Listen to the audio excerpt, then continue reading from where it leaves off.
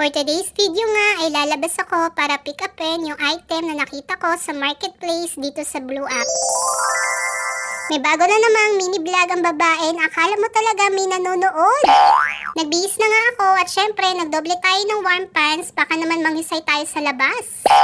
Iniisip ko nga kung susuotin ko na tong windbreaker na niregalo nila Bla pero nangihinayang ako. At syempre masyadong malamig sa labas at baka mangisay talaga tayo. Chinek ko naman yung temperature, positive 3 ngayon pero feels like negative 1. Kaya feeling ko kakayanin ko yung lamig kahit hindi ako naka-winter jacket.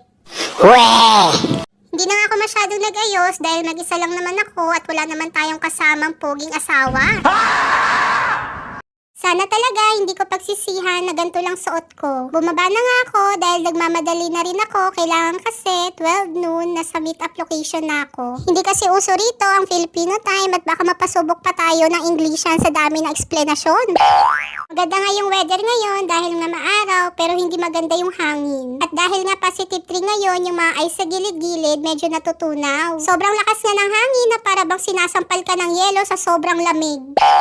Mapanlin lang talaga yung init na to. Naakala mo kasi mainit sa labas kapag nasa loob ka ng bahay. Ganyan nga yung sitwasyon sa labas kapag nagpa-positive yung temperature during winter. Pero sobrang delikado niyan kapag nag-snow ulit tapos yung mga basa-basa na yan biglang nag-yelo na madulas yan. Kaya nga kapag tumataas yung temperature or may chance na maglinis, nililinis talaga nila yung pathway. Anyway, nandito na nga ako sa meet-up location at ito nga yung aking pinick-up. Hanger nga itong pinick-up ko, mura lang kasi, $10 lang tapos 65 pieces. Sa sobrang lamig talaga ng hangin, parang hindi ko na talaga maramdaman yung kamay ko. For the video ka pa kasi girl, akala mo talaga may nanonood sa'yo.